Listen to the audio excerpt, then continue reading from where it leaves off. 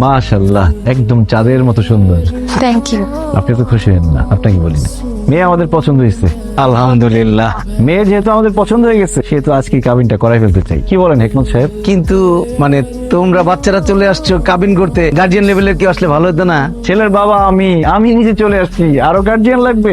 বাবা মানে বাবা হলেন কিভাবে আপনি? সাহেব, আপনি তো ভীষণ রসিক মানুষ। বাবা হলাম কিভাবে এটা এখন সবার সামনে বলতে হবে?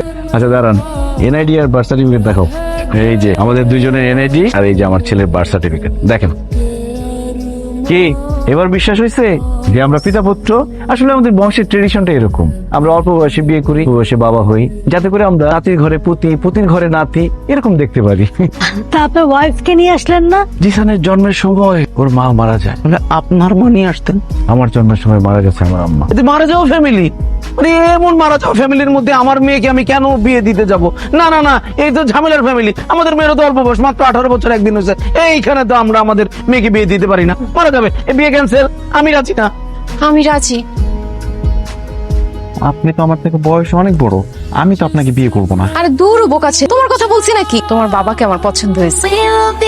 এই যে বিয়ে করবেন আমাকে। তোমার বোনকে সামলাও, বাণিজ্য সব শেষ হতে হবে, সকাল তাড়াতাড়ি। আই মেনু একদম চুপ। যা রুমে যা, যা রুমে যা। করেন না বিয়ে প্লিজ, জিসানের মা বানানো খালাম। আরে পাগল হয়ে গেছে নাকি বিয়ের জন্য?